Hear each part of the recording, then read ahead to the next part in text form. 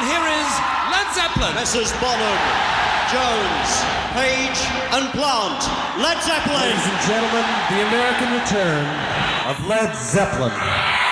Good evening, good morning, good afternoon. This is Mark McFall. You are listening to the Zepfan All Things Led Zeppelin podcast. This is episode 26.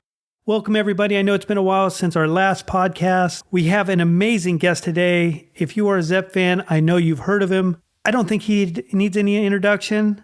I just want to dive right into this today. Let's go. All right, ladies and gentlemen, our guest today truly needs no introduction. He is the author and publisher of the highly successful Type of Loose fanzine. He has authored and co-authored dozens and dozens of Led Zeppelin books and magazine articles. Today, he constantly is sharing concert reviews, book reviews, and Zeppelin news on social media. A man who brings us Led Zeppelin when we need it. The one, the only, the king of Led Zeppelin, Mr. Dave Lewis. Dave, so good to see you, my friend. Mark, how can I live up to that type of introduction? You can. I could do better. Trust me. I feel very humbled. Thank you. And it's great to chat. Great to chat. Oh, it's great to catch up with you. I know, we've known each other through the years and we've corresponded via email and old post office mail. And it was an honor to meet you. I remember meeting you at the O2 Arena at the Pilot Inn the night before. And you shared some wonderful stories. And that was such a great event to hang out with all the Zepp fans even before the show. So it's just great to catch up with you again. Brilliant. Thank you. Yeah. How's everything going for you in Bedford? Yeah, busy. Always lots going on. Trying to slow down a bit. We have a lovely grandchild, little Ollie. So he's running around. And he'll be the next generation. So Danny's fine. And we're getting on with it here. The weather's not been great, but it's beginning to get a little bit better now. And I'm busy. I'm always busy, but I'm busy on a book project, which is the Robert Plant photo book. Right. Let's talk about that. Okay. This is going through Rufus Publications. They did my old court book, 5 Glorious Nights.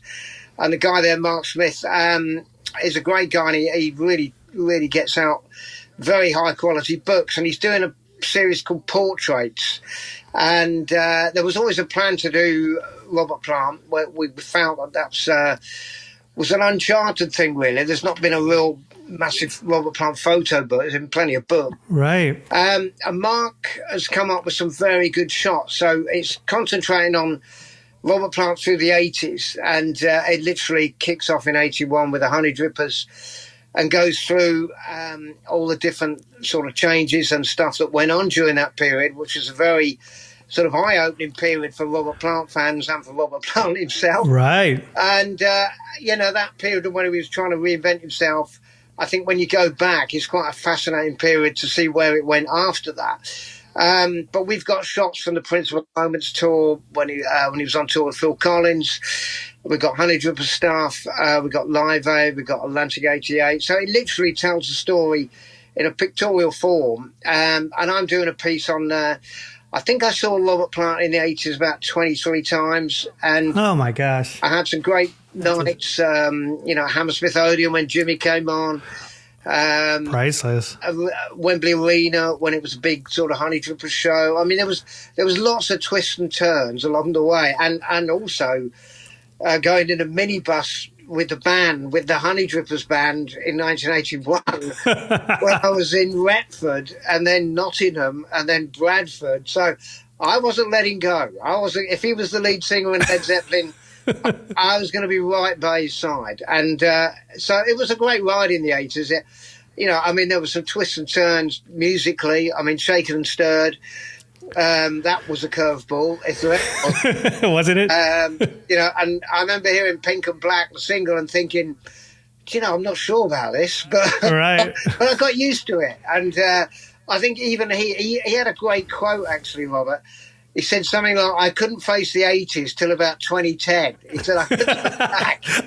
Yeah. Now he's got some affection for it. And it was all, part of the master plan for him to reinvent himself. So I think the book's going to have it's not over. There's 2 versions. There's a standard version, which is going to be about $50. And then there is a more expensive one, which is a metal leather edition, which Mark Right. always does for Luther Stone, which he did with the Earls Court book. So, yeah, I'm pleased to be on board with it. I just feel it's a good time to do it.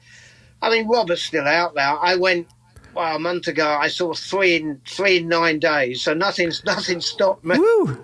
This guy doesn't stop, though, doesn't he? I mean, Plant always has given us music, regardless if you like him or not. I mean, he constantly tours for us. He constantly puts out albums. He's always reinventing himself, too, which I love. Yeah, you mentioned Honey Drippers, and I always compared Honey Drippers after Led Zeppelin, kind of like the Priory of Brian project. After the whole big Page and Plant, he kind of just went back and did some smaller gigs and started over again. So he's always reinventing himself. And, of course, with partnering with Krauss and now, Saving Grace, he's always changing. I mean, he's such an amazing singer and always ever onward, basically. Well, it definitely is, Mark. And I think the Saving Grace thing is, as much as I like the Alison Krauss, that's a bit Americana.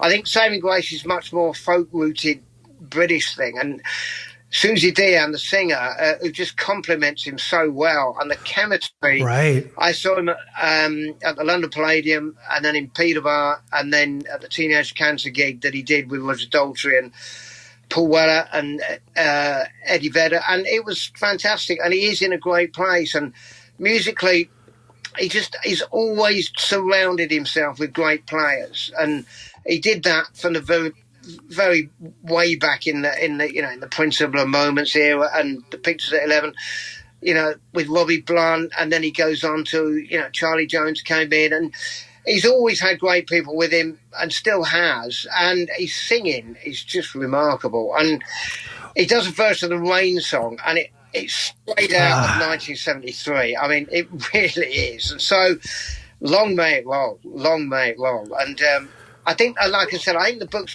it's come at a good time. So we'll see how we go with it. I think it's coming out late summer.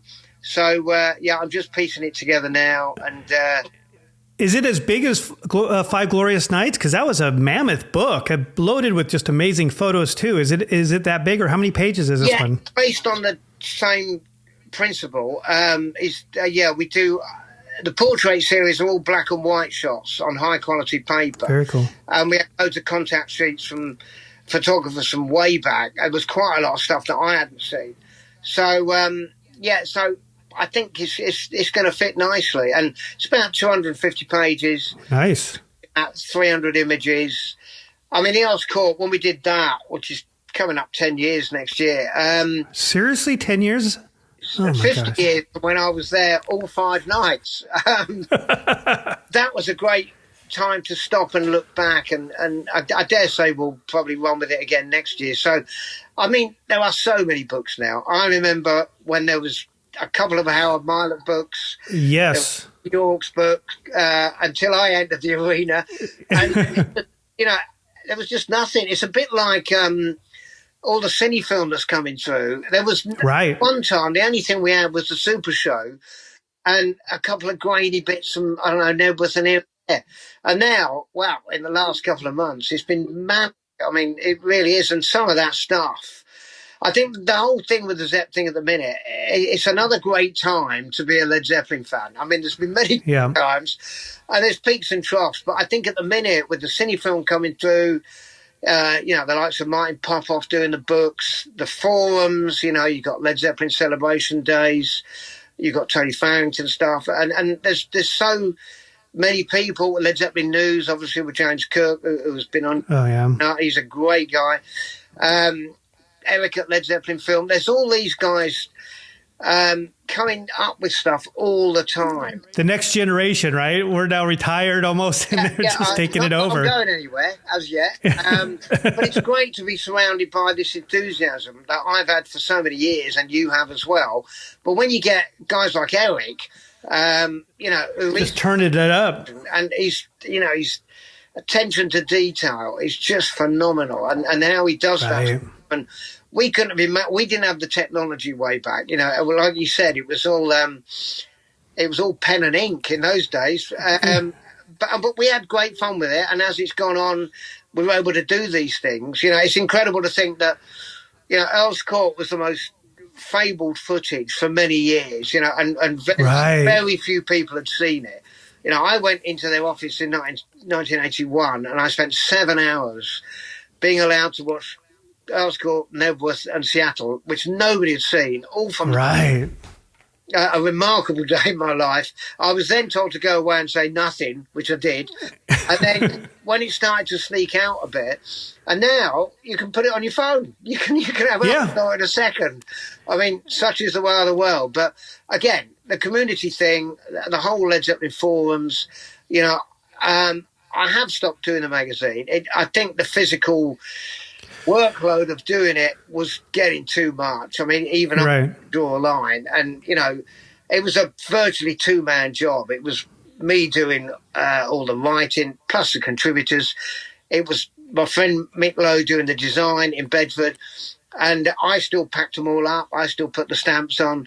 I often and took them to the post office. It was a cottage industry, and I had wonderful years with it. But there came a point where I just felt, it was a bit too much, and other things going on in our life. It was time to stop. But I've not stopped. I do website every week. I'm on Facebook all the time. I'm in a privileged position because I was there as you were in some respects. I've been there. You've been there from the beginning, yeah. Virtually. I was a fan in late '69. I saw them in '71 at Wembley. The Electric Magic, and then Alexandra Palace, and then 5 at Earls Court, 2 at Nebworth, 5 in Europe. I would have gone on if only Paul John hadn't gone. I've gone on. They would have gone on. I think in 1980 they were in a good place. I mean, I know there's a lot of criticism of the physical aspects of how they were coping with life. But I think there was a place for Led Zeppelin in the 80s. We're never going to know quite what it was like. I think there'd have been solo projects, but I think they'd have come back together. A bit like a Genesis thing, maybe. Or like Rolling Stones, I think Mick Jagger did a solo stuff too at one point. And I have to agree with you too. And listening to that Nebworth interview with Plant and Jones, you get a sense that there needed to be some kind of expansion somewhere. That Plant needed an outlet to do stuff like All My Love, because it's possibly the band didn't, or Page didn't like it as much. Well, I think there was things like, he did that thing with Rockpile when he did Little Sister, which is a little bit like what he went on to do with the Honey Drippers. I think there'd have been that sort of thing. I mean, Jonesy, endless possibilities of what he could do and still does do. And I think Jimmy, he maybe would have worked with other artists that may have worked, but then to come back and do it again as a four-piece, because that chemistry was still there. I mean, I was lucky enough to be in Europe. I mean, I went on a complete whim. I had no tickets. For the 1980 you're referring to. I literally got advice from Unity, who worked at Swan Song, and she just said, this is where to go. This is due to up for. And, in those days, European travel was a hard thing to do. We had to go on the boat. I didn't fly anywhere. We got trains. But I got into Cologne, and then Frankfurt, and then Mannheim, and then Munich.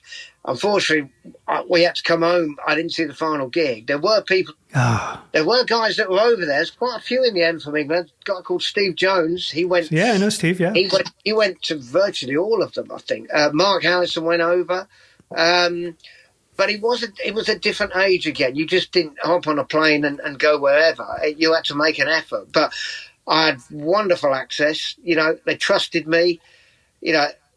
I think with the Type of Loose thing, that it was an outlet they hadn't thought of, and liked the idea that somebody could just go and do it. They were never going to be in the corporate world. Led Zeppelin wasn't for fan clubs and sending pictures. It wasn't going to happen. But I think I was in the right place at the right time, and had a lot of integrity, which I think I've carried with me, and could see how it could work, and it worked very well. And the other thing I was very good at, I was good at opening doors. I was good at getting my foot in the door and making sure they knew who I was. And I had great access at Swan Song, and Unity was fabulous. I mean, I was a mere kid. I was 21, 22. You're fearless at that age too. You just go for it. If Jimmy Page was coming in the Swan Song office, I had to get my act together, think, right, don't be a fawning fan. And it sort of worked. I wasn't phased that much, and I knew to be in their proximity, that's the way you had to be, and I guess that's how it's been ever since. And I have a great relationship with them all. I see them at various points. Jimmy, I had a great time when we did the remasters and when I worked with him on the BBC sessions. Jimmy is a wise man. Yeah, he knows what he wants for sure. Let me ask you a little bit about Jimmy Page, just getting off on a tangent, because, we talked about the music that Plant has given us. We talk about John Paul Jones and everything that he's done. Page, he did, the Outrider tour, Coverdale Page. He did a little bit of with Black Crowes, but he just kind of stopped. I mean, why do you think that is? He just somewhat stopped and just focused on Zeppelin, didn't do a band on his own, I always thought he should do like a Santana-like album, have guest stars, but I always feel it's just like Zeppelin was his baby, and that's kind of what he wanted to continue with. But what's your thoughts on that? Well, I think, I can see what you're saying about a Santana thing. I remember that Santana album had all those guests, and I think I suggested, in the Time Blues magazine, that'd be a great idea. But I think after the Black Crowes, I think he was a bit lost. And I think Jimmy Page has wanted to be in Led Zeppelin every day of his life. Yes. And he was able to do that for, 9, 12 years. But I think after that, it became very difficult. And I think the O2 could have been a catalyst to move forward with a Zeppelin thing, but Robert was not up for it, and he wasn't. And there was that attempt after the O2 to do that thing when they had various guest vocalists. I think the guy from Alter, what's the name? Bridge? Alter Bridge, I think, or something like that. Is that Miles Kennedy? Miles Kennedy. He's he's a really good vocalist, but I think to try it without Robert would have been a bit risky, to say that I wasn't too comfortable with that. But I think the thing with Jimmy, he's had a great life, and he hasn't needed to be in the midst of it the way that, say, Eric Clapton has, Jeff Beck was. I don't think that sort of thing came easy, and I think once you stop and fall off the wheel a bit, it's hard to get back on. And the pressure to get back on is probably hard. Yes. But then you say all that, and then last year when he did the Hall of Fame thing, came the out, Rumble, it was 1969 all over again. He may surprise us, but I always say, and I'm very loyal, and I would say Jimmy owes nobody anything. 100%, yep. He has done what he's done.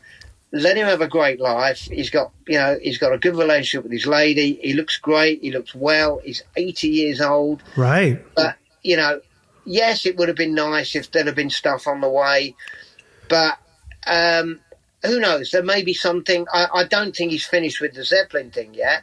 I think there could be more reissues. I mean, probably the issue they've got to get round is they all have to agree on it. And when it's 3 people, it's easy for Bob Dylan because he just passes it over.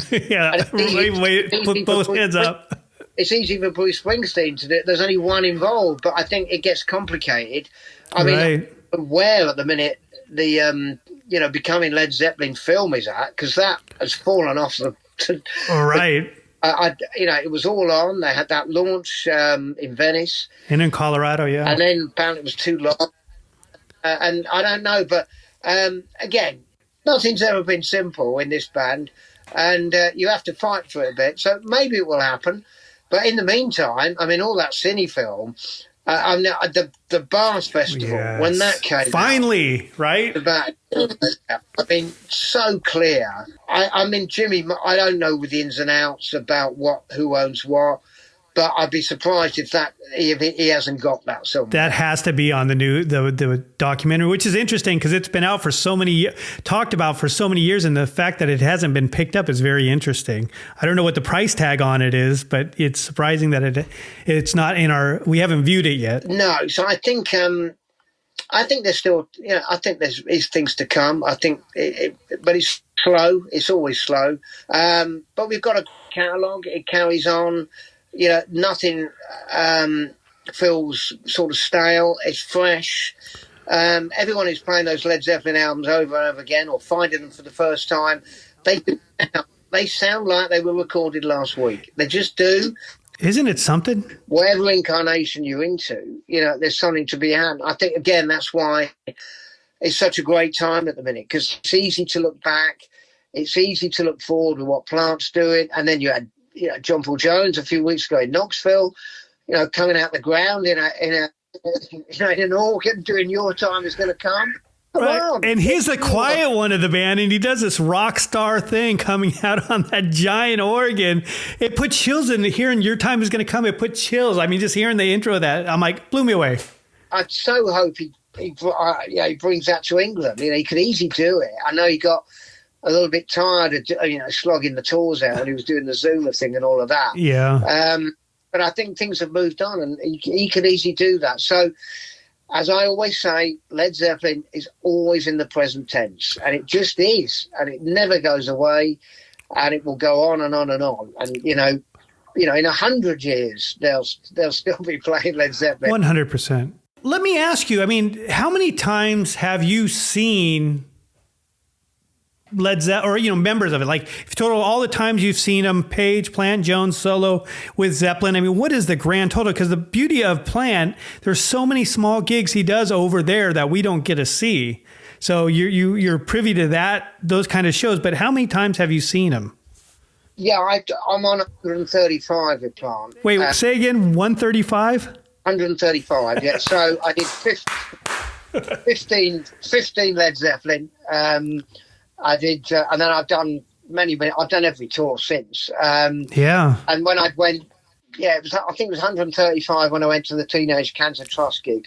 I mean, there are people who've seen them more, particularly Robert, because he's been out there. And then I did all the Jimmy things. I did the Firm. I did. Right. I've done all the Jonesy things. So it's got to be 150, I'd imagine. I've never really counted out all the. I know I always count the Plant ones. They're easy to do. Yeah. Yeah, and again, like I say, I've been with it every step of the way. I've never dropped off. You can't do everything. You can't go everywhere. And as you get older, you understand that. I mean, there was a time when in my early 20s, if Led Zeppelin are going to play somewhere, I'm going to try and get there. It doesn't care where it is. Yeah. And I would have gone over in the US in the October by hook or by crook, and going to Europe was a big, experience. So, it's great that I've got a catalogue of history. I'm very proud of what I've been involved in. It's been a privilege. It continues to be a privilege. Did you go to the Tube? I think it's a TV show from 1982, 83 with Robert Plant where they recorded a concert, but they never aired it. Did you go to that one? I did. That was a TV show called The Tube. It was like quite a hip, young, trendy show. Right. And Robert was trying to reinvent himself. Principle of Moments had just come out. And, we all went up to Newcastle. Through the Swanson office, I supplied some of the names to get tickets. I'm trying to think if Brian came over. Mark Allison went, definitely. Howard Milett went. And we all went up there. And, Janet came. It was one of the first gigs she saw. And I remember they had TV screens as it was playing. Oh. And I thought, like playing it on foldback, as it were. And I thought, I'm not going to look at those because I don't want to wonder what it's going to look like on TV. I just watch it now. And of course, I never saw it because he pulled it. I thought he was on good form, but he was worried about his voice. Wow. Yeah, Taylor on drums. He probably didn't know the material as well as Phil Collins would have done because Phil had done the 2 albums. But so it was a slow beginning. But by the end of the year, he then went to the US in the August and cemented, his following again. And then he did a long tour of, the UK, and I went to Newcastle.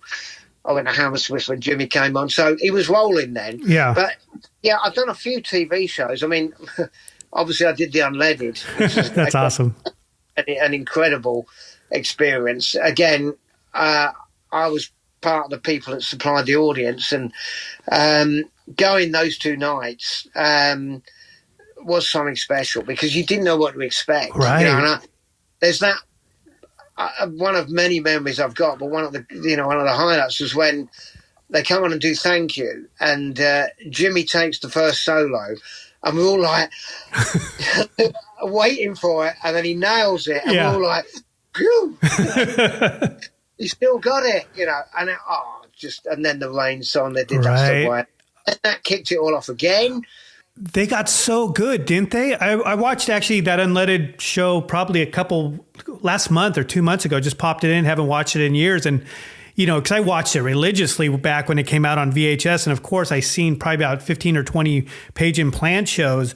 And I mean, they just got so good. And when we're talking about Jimmy's playing, he just gets so much better as he played through the years. Yeah, those Page and Plant shows were some remarkable stuff. And I remember always waiting for like Calling to You to see what improvisation Plant was going to do. On some nights they did It's a Man's World by James Brown. I know they did Down by the Seaside. Yes. I think with the Page and Plant, they had the ethic of Led Zeppelin, which was what it was great. It's interesting now that we don't talk about it in the revered terms we do a Led Zeppelin show. And I mean, it gave everybody a chance to have another go and see, and lots of people had never seen Led Zeppelin. 100%, yep. It gave that, but it doesn't quite have the aura. And if I say Page and Plant, had the stigma of Led Zeppelin, when they did eventually reform properly at the O2, it looked like Led Zeppelin, it sounded like Led Zeppelin, and it was a night of nights. And yes, it could have gone on, but it was a great ending, and it's still the great. Oh, yeah. And I think Led Zeppelin deserved a great ending.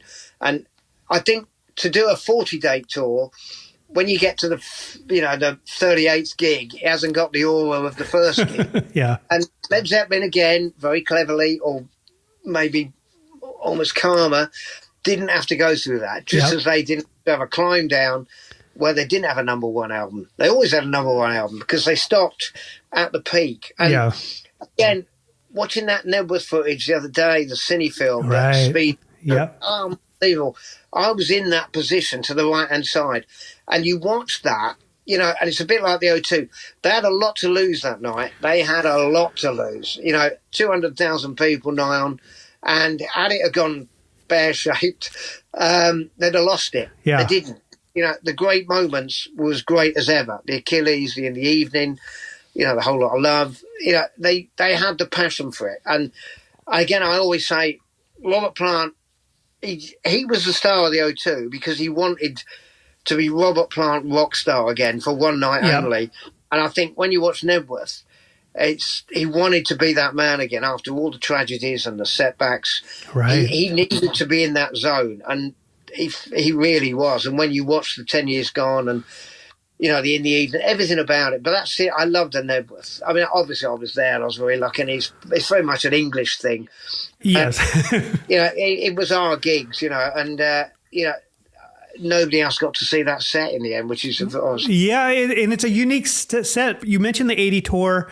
What was your thoughts seeing the band? Because obviously you don't have a set list, and seeing how they came out and played. You've heard 75, you heard 77, heard a lot of the improvisation, but 1980, I mean, they come out with Train Kept a Rolling, which I think is so unique, especially how it ends, because that's how they opened the show in 68, 69, right? But what was your thoughts on that set list and how they played?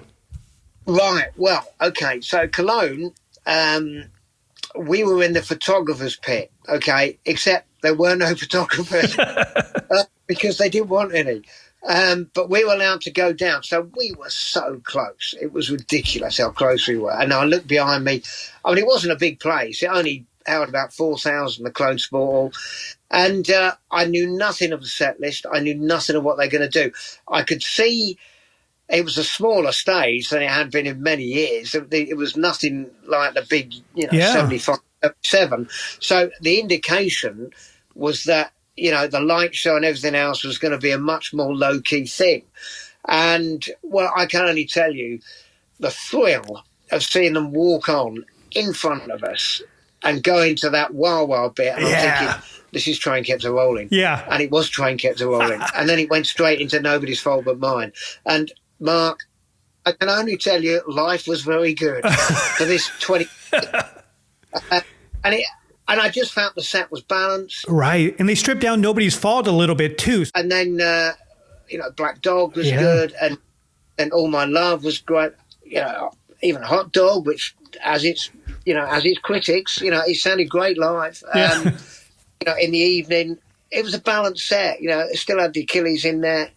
Didn't really need the Dazed. What it was a rejuvenation. They had to do something to get the audience. It had all got out of hand. I mean, it was too big. If you look at Pontiac, for instance, again, I watched a bit of that footage, and I mean, that place was huge. I think it had all got too big, and they needed to step down. And I think when they went to America, or had they gone to America, they were playing sensible places again, and instead of being the big, Superdomes, it was getting back to the arenas where I think the show would have, worked. There were some bigger gigs on that tour. When we went, Frankfurt was pretty big, 10,000, and they'd played there in 1970. So that some nights it opened up and felt like a bigger Led Zeppelin gig. Other times it didn't. We went to Mannheim, and that was like a semi sort of, under canvas. It was half canvas, half roofing. That felt pretty good. But then Munich, which was on the Saturday, they played on the Monday, was the final one, when they had Simon Kirk come on, that felt like they were ready to go back to America. And that's where a sizable amount of the audience was. As when I interviewed Peter Grant in 1983, he looked me firmly in the eyes, as he often did, and just said, if we're the biggest and the best, we need to go where the biggest market is. And they wanted to reclaim that. Yep. Don't forget, their stock was slightly slipping. If you look at the rise of Van Halen, Rush and bands like that. Different, yep. And in the UK, we had the new wave of British heavy metal with Iron Maiden. And, the patches were going to come off, the jackets, if they weren't careful. But that was never going to happen. It just wasn't. And I think they were confident. Yes, there was still some ups and downs, with the health situation. And obviously John had that collapse, which wasn't great. Yeah. I think he was missing home. I had close proximity. We were booked into most of the hotels that they were in. We went to the Hilton, and we sort of walking around quite a lot. And, I had quite a lot of good, informal conversations. And I could tell that the vibe was good and it was positive. For me, another amazing thrill was the week before week before John died, which was September the 18th. I went into the office, the Swansea office, and I didn't know Jimmy was coming in. I went to pick something up or something, and Unity said, "Oh, I think we got Jimmy coming in later." And lo and behold, he came. And they used to have an upper stairs room, which was the room that no one else was allowed to go in. And Jimmy was holding court up there, but I was called up and he wanted to chat. So I'm across from Jimmy, and they've got a model of the 1980 US tour stage setup, right? And they've got this model in front of me, and Jimmy's going, "Yeah, what's going to happen is they're going to come that way," and I'm thinking, this is nuts. Yeah.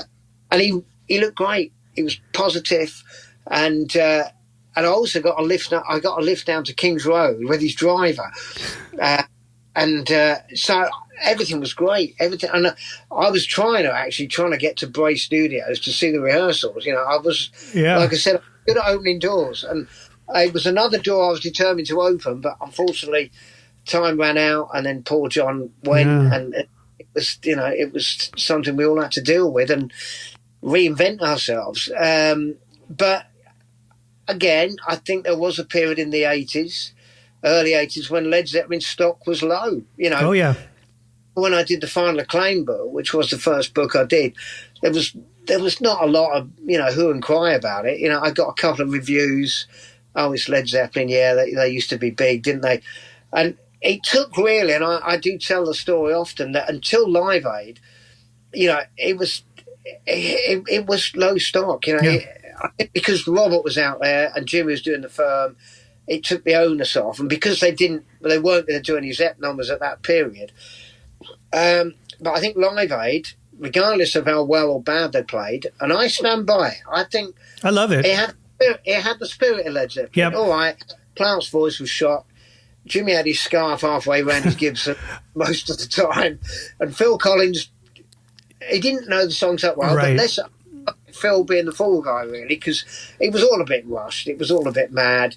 But when that camera panned out, and he was singing the last line of Yes. Stairway to Heaven, wow, I was ready for the next. That's the moment I thought, I need to do a reference book about their music. There's not one. Yeah. There's how. And I had a great idea, and I thought I can get this off the ground. So I went to Omnibus Books because I knew Chris Childress, who had been on The Melody Maker and had been a big supporter of Zeppelin when he was a journalist. He was now the editor. But he did. He initially turned the idea down, and I've got the rejection letter framed. Something like, Led Zeppelin, yeah, they still have a market, but today, the books that we sell most of, wait for it, are the band that can sell big concert ticket numbers like Bon Jovi. And I thought, okay. Anyway, I went back to him about a year later, and I said, I think it's time that we went with this, because the remark that I know Jimmy's working on, I didn't know quite what he was doing, but I knew there was something going on with The box set. call a greatest hits, if you like. Yeah. Good timing, and away I went. And I don't think you'd sell a lot of Bon Jovi books now, but you could still sell a few Led Zeppelin ones, I reckon. But in the end, and it was just the right moment. And then I think again, remasters is a pivotal moment, because a lot of people who hadn't heard them properly suddenly had. Obviously, CD was big, and Jimmy had remastered them properly, Right. and we were off. We were off again, And there keeps being this surge, isn't there? And I think the surge of interest, it just comes around every now and again, and you'll get the cine films, and sometimes it's self-perpetuating, and other times it's from them. I mean, obviously, when Jimmy did the issues, that obviously upped the interest again. And I think there will be other stuff. It would be nice to think they could do something for Earls Court next year, 50th anniversary. We all know what they could do, but Yeah.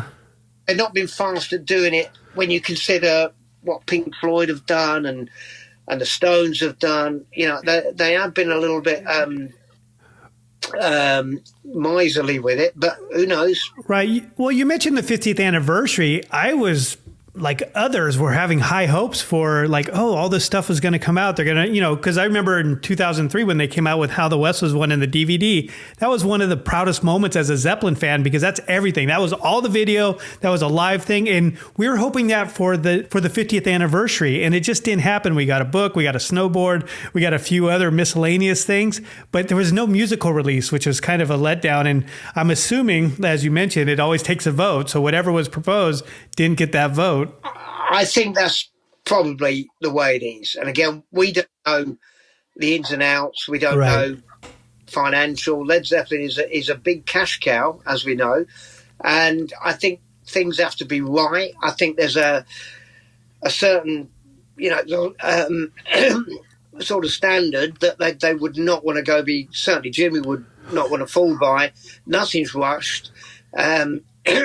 He's very diligent. He's a diligent when I work with him. He wants a legacy to continue. They don't. Yeah. I think his attention to detail. Well, yep.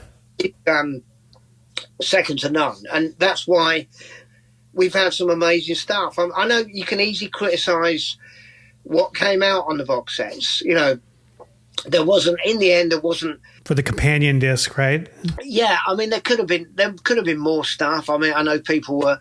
Where's the All My Love extended outro?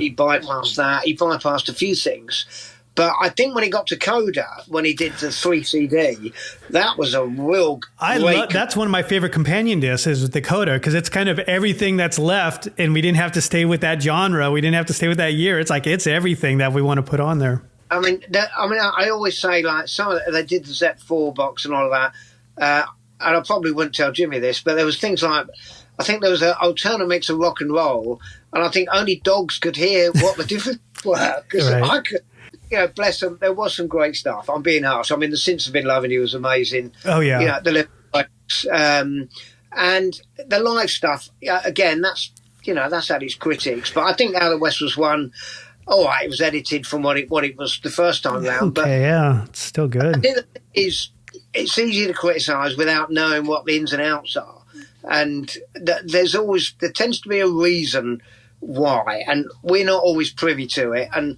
I'm a big believer in letting it be, if that's the one. I know the forums.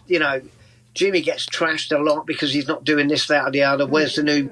Let them live their lives. Right. Well, Plant does get trashed all the time, and he has since the 80s for not getting back with Zeppelin. Like, they've always held him accountable. And I agree with you 100%. They don't know anything to us. We should be happy with what we have. Plant just continually gives us music. And what I love about Plant, he always reinvents himself. Every 10, 12 years, he's always doing something different. And I remember talking to Danny Goldberg, and he compared Robert in his career to like Stevie Nicks, because coming from such a huge band, having that kind of popularity is really hard. And, Plant really has found success in it and found happiness. But yeah, Plant always gets trashed in the forums too. Well, the thing is as well, would it look that great now? They are, they're in, the last 9 holes of their life, as we say. And all right, I didn't go and see The Who, but I know I saw the clips from the Teenage Cancer gig, and it's fantastic they're still out there. But it's The Who too, isn't it? Yeah, right. It's not quite. I saw The Who in their prime. I was very lucky, but I'm glad they're still out there. Roger Daltrey still singing great. I mean, he did a great performance on the night Robert Plant played. But I think once you've stopped, again, that's what I'd say, 2007 is a long time off, and I think it could have rolled on a little bit. A couple more but shows. We've still got a great night of nights. And, if anyone wants to know how Led Zeppelin reinvented themselves, go and watch Kashmir, because that's I remember that night. I remember many things I remember about it, but I remember Stairway being halfway through and thinking, oh, wow. We got over that one. Arm It, we did it, and all that. And yeah, and then it got towards the end, Misty Mountain Half, and all of that, and I'm thinking that there's something they haven't done, and I can't think what it is. And then Kashmir, and I thought, it's Kashmir, right? And when this obelisk came in, and that last 5 minutes of. Yes, and I've said it on this show before. That brings chills to me every time I think about it, because I remember. I was just, you start just, because Zeppelin music and even Page and Plant, they take you on a journey when you hear them play. Then they come back into the song. And I remember that last 5 minutes and hearing Jason and just the way, dun, dun, dun. And I remember, oh my gosh, it just, I could not believe what people who saw Zeppelin felt. But it was really a magical moment when they were doing Kashmir. To me, that was the highlight of the show. I really enjoyed In My Time of Dying and a few other songs, because it was nice seeing songs that I haven't seen them play before.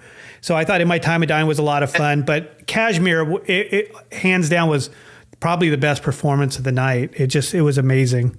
It took the roof off, to say the least. But it was, I think everyone who was there, and from 32 countries, it was a unique experience. It was a shame that lots of people couldn't be there. That were big fans, and it was a bit of a lottery, but it was always going to be. And in a way, it was every man for himself. And it was that sort of night. But the other thing about it, though, it was a bit of a blur on the night. I mean, I remember, I look at pictures of me there, and I look gone, I look worn. I'd gone through 4 or 5 months of people saying, where do I get a ticket? I was worried about myself, and it was all a bit of a blur. In fact, when I saw the film, the Celebration Day film, in a way, I'm not saying it was better, but I appreciate it more, because I could see what was going on, whereas it was a one hit. It's a bit like when our football FA Cup final, players sometimes playing it and they say, I don't remember, it was a blur, because it's not so big now, but it used to be such a massive thing. And it was a bit like that. It was like, did that really happen? It was on a Monday night, a cold, sort of December night, and you come away and it was like, oh, it's gone and it's finished and that's it. And nobody left their seats. You read the reviews afterwards and you thought, well, it did happen. And then it all went a bit weird. There's nothing. I mean, Robert went on tour with Alison. Jimmy tries to, get a few things going. It doesn't happen. And then it all drifts. But I'm very pleased they did the film. That was needed. And again, that was another whoosh up, and everyone got in that, and we had great premieres, and they were proud of it, and we were proud of it. So, it's I mean, it has been a journey. Yeah, and in true Zeppelin fashion, how long did it take for them to release the film? I mean, I think, was it 7 years later or whatever it was?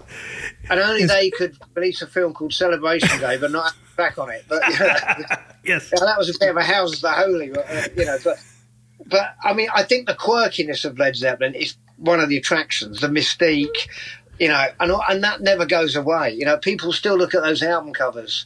Well, there was all that fuss a few weeks back where they found the original picture of the Vicks, in Wiltshire. Yeah.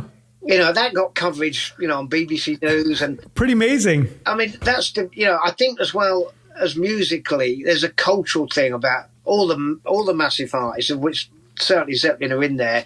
They touch culture.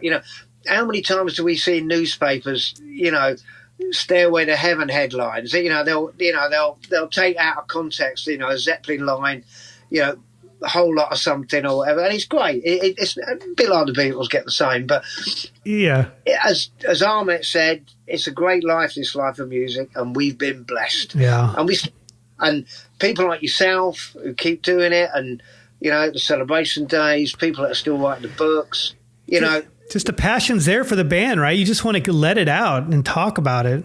It's all those people that keep it going, right? And there are. I did people like Wanda Wooten and Paul Sheffield on celebration days. James Cook, Eric, yourself, Tony Farrington, people carrying on. Andy Adams' work. So sad, passed away when he did. Lisa Haynes does a Lemon Tree thing. They've got Facebook groups. Ed Ortiz is another one. Mike Travalgo does amazing research. We may not finish with that yet. He's got plans to do another version with Led Zeppelin. I don't know if I've got it in me to go through that again, but I've got to say that doing that book was a pleasure. I mean, that's an amazing book. Absolute star. There is no one on this earth with the level of research that he came and still does. And, I was almost an innocent bystander. He kept sending this stuff, and I'm thinking, where? But he would go to these college units and find the underground papers, and not just the usual, Rolling Stone, whatever. And putting that book together was a joy. It was a slog, but it was a joy. And I'm glad it's there. They've all seen it. I mean, Jimmy knows how good it was. Oh, I can imagine. They must be floored. Yeah. Yeah, good recognition. I think even Plant, somebody from his office at one point said, he's going to show it to his grandchildren just so in the 1970s. So I'll take that. If I've formulated a bit of history, but I don't know. There's a lot of scope for many more books. I mean, maybe we may do another version of that. But I mean, there's been so many books, and there's great stuff coming. You still got the likes. Louis Ray obviously is another one who's, his Led Zeppelin Live is a unique thing that he took ownership of. And again, there's been lots of players along the way who have pointed us, and I would to use Howard Myler as a yardstick for me. I was a young kid. He was a bit older than me. He started it, right? He was putting those books in the 70s, yeah. He was there. He was the number one man. We used to call him, Mike Howard and I, the Brighton Magpie, because he'd amass all this stuff, and you'd go. In terms of paper goods, there was no one on. He'd have Japanese magazines you've never seen, circus magazines. We were just on the NME and Melody Maker, and that was it. So, I think the whole thing with the Zeppelin thing, again, I've said this a lot, it's a bit lighter for me because I've met wonderful people through this thing. I continue to have wonderful relationships with many people. It's sort of defined my life, and it has many others. And I don't own it, I share it. And that's what I've done from the moment I created Type of Loose. It was to share my knowledge and gain from other people's knowledge. And that goes on. It goes on and on. If you look at what, Led Zeppelin News does and all that intense research they do, it's fantastic. Dave, I was going to say, I think you sum it up. I think your slogan is not just a band, a way of life. Well, absolutely. I love that. I use that all the time, and I always credit you, but that's 100% the way you feel about it. I coined that because when we meet now, and we're very lucky in England, and Brian Knapp will say how jealous he is because we can have a meet in London and I can get 9 or 10 people to, which we did a few weeks ago. And, you know, there's Cliff Hilliard there. He's as we call him, Cliff, the ticket man. He's got 500 Led Zeppelin tickets. He's on a par with, Brian. Yeah. You know, Eddie Edwards has turned up, and obviously we all know what he's done with the Garden tapes. And the only thing I would say, and this is the aging caper, instead of talking about the latest Led Zeppelin bootlegs, we're normally asking each other, well, how's your health? Because, you know, we've all got ailments. You know, I'm coming up 68 and, you know, you try and hang in there, but it's not, the latest Booper Hill, it's, so what tablet in there? How's the knees doing? But, you know, it is, yeah. And I couldn't stand up at a concert now. I'd struggle. I'm so pleased that Saving Grace is now a seated situation. My days of being down the mosh pit are long gone. Right. I had a great run of that. So we live in this great world of it. And again, we do. I would say to you, what you do with the podcast I is appreciate fantastic. it. First, I want to say thank you for coming on, of course, and it's always great catching up with you. I have a few questions I'd like to ask you. Favorite Led Zeppelin LP? Presents today. I was going to say. It's probably Physical Defeated. Yeah. Least favorite? There isn't one. Okay. Sorry. I couldn't get you on that one. Go out of that one. Do you have a favorite song? The one song maybe that got you into Led Zeppelin? Probably Whole Lot of Love, because that was the turning point when I heard it on the radio. Yeah. I'd have to say Whole Lot of Love because it was something so different to anything I'd heard. I was 13 years old. Least favorite song? There isn't one. Oh, there has to be one. Okay. Album maybe, but this song I think we can get it. Probably Hot Dog has always been a bit throwaway. Although when I saw it live, maybe that. But I mean, hats off to Roy Harper. People say that it's a blues riffy. But I think the thing is, and again, I'm going to get out of this. All their songs were part of the concept of the album. It's difficult to take out of context. Yeah.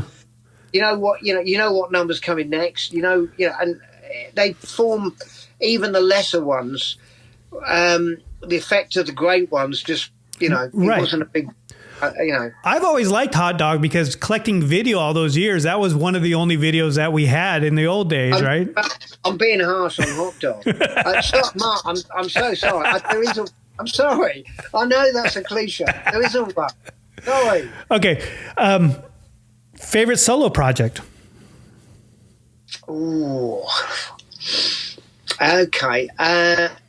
Well, I got great affection for the early Robert Plant albums. Picked at 11. When I first heard that was a big moment because you just didn't know what was coming. Was he going to carry on in the same format? Right. What going to be? That was pivotal.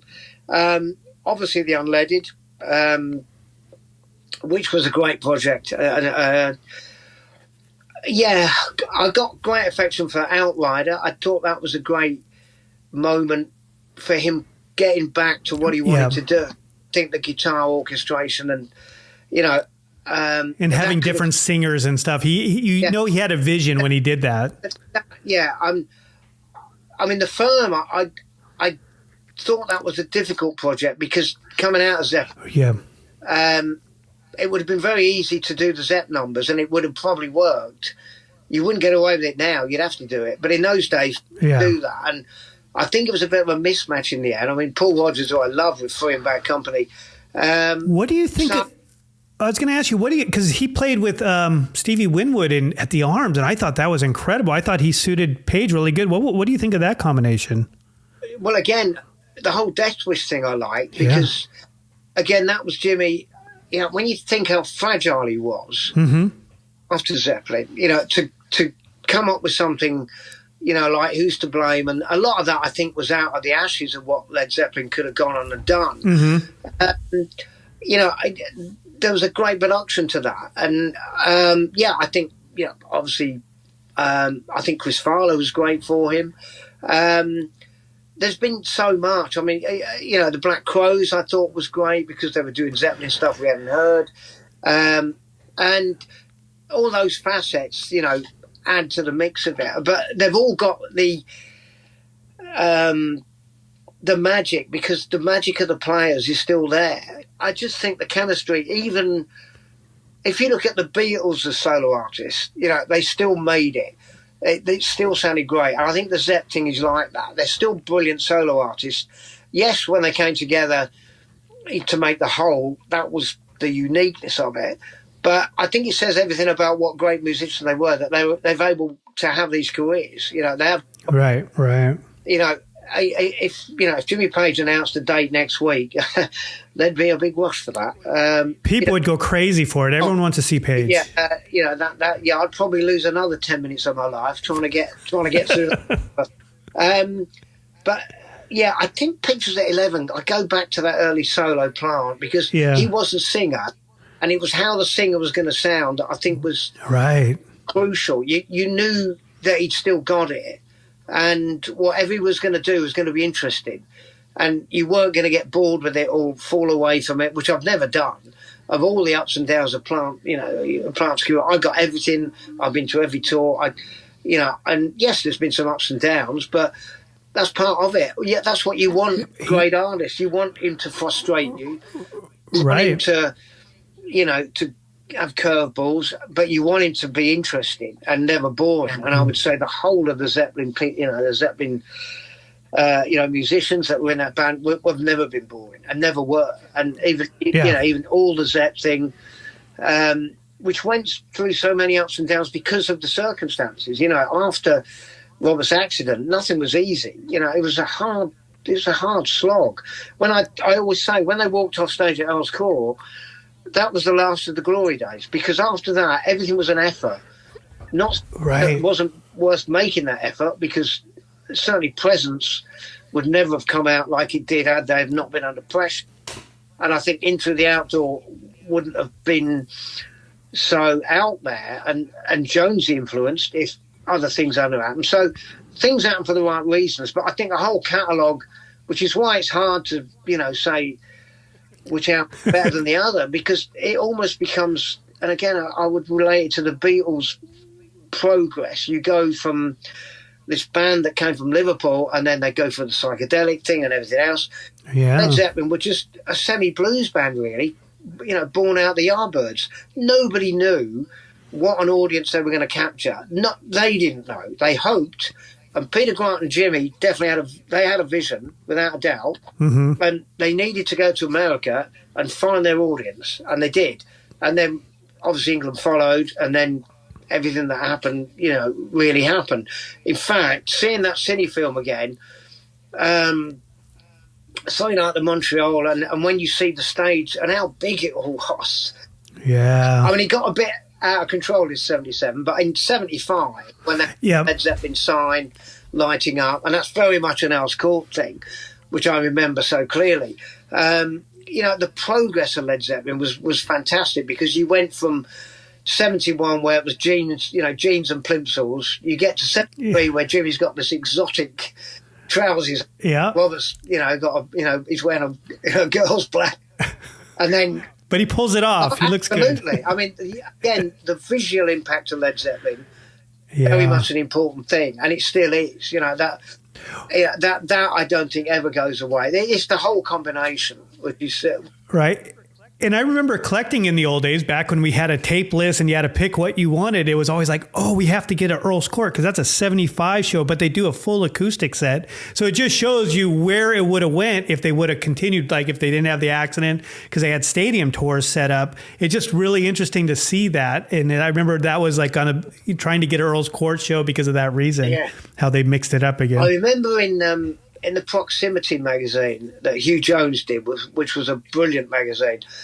Yeah, I loved it. A feature by, I can't think, it might have been Larry Bergman, but he assumed that they'd carried on and they'd gone to America, and he did an imaginary set list. So they opened with Wearing and Tearing, and it was fascinating reading that, because again, like any band that's been around and had all the ups and downs, you wonder what might have been. And there's a lot of that in Zeppelin. There's a lot of what might have been. Right. And I fell in love with that song more once they did it at Nebworth 90, right? When they did that, because was that expected? You didn't expect that. I mean, they're doing a song off Coda. What the heck?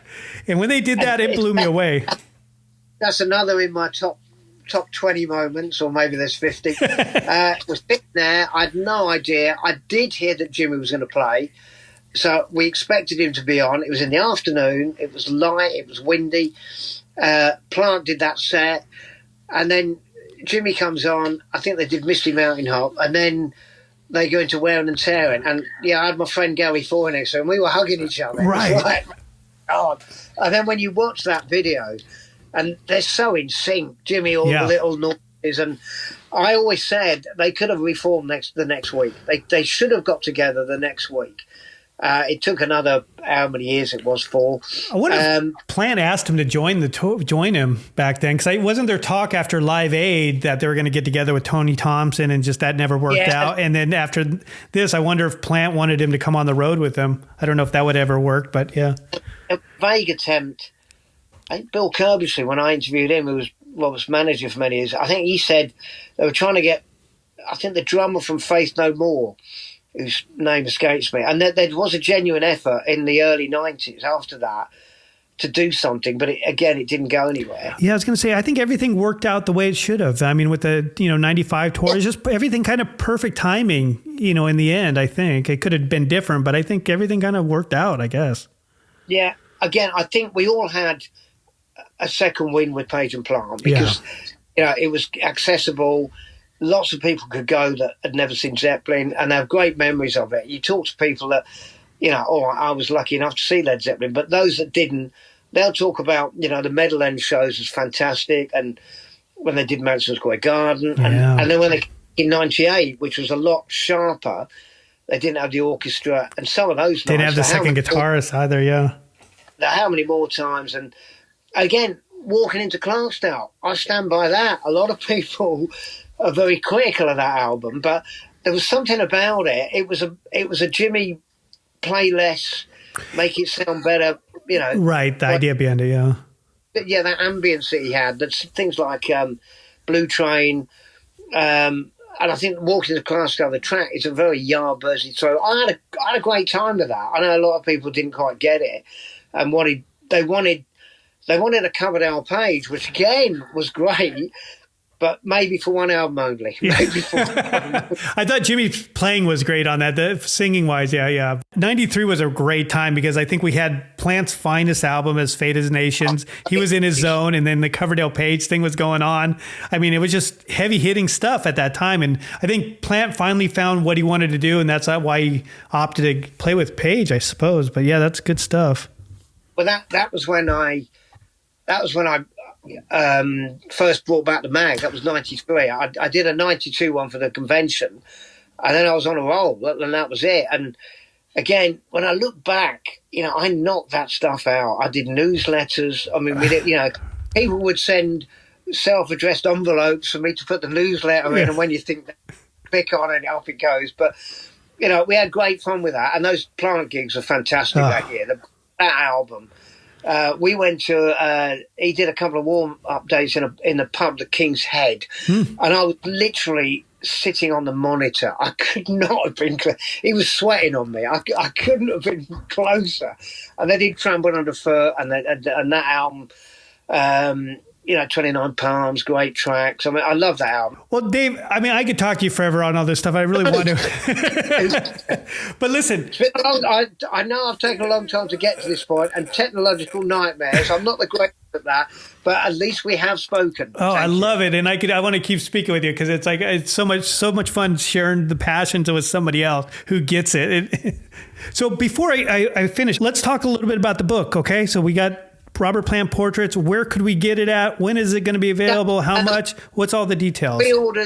Pre-orders now through Rufus Publications, which is, I think, rufus.com or something like it. Just Google it in, Rufus Publications. Pre-orders taken now. I think it's coming out at the end of the summer. 250 pages, lots of stuff you wouldn't have seen. Great era of Robert Plant through the 80s. Lots of nostalgia for people who were there. And for people who weren't, they can find out, how many weird haircuts he had and how many weird jumpsuits he wore. But hey, it was at that moment. It was a bit of a mullet era, but Right. it was great fun with it. So I think it's good. Yeah, we haven't done it before, so I like doing things that we haven't done before, and it's going to be all right. I think it's about really nicely put together. It's in a slipcase, about $50. But all the information's on the Rufus website, Rufus Publication. We'll keep in touch on it. Very good. You know, from me and everyone else who listens to this and every Zepp fan in this world, we can't thank you enough for being who you are and bringing us the Zeppelin like you do, because thank you. You are the man, and we love the passion. Just keep bringing it. I'll keep doing it as long as I can. And it's a privilege and a pleasure, and it's great to be inspired by so many people, including yourself. So everyone would, as the man said. Well, have a good day. Brilliant. Yeah, have a good day. All right, Mark. Great to chat. Well, thanks again, Mr. Dave Lewis, for joining us. Look forward to that book coming out. Everybody, thanks again for all the support. Listen to some Led Zeppelin. Enjoy life. Have a good one.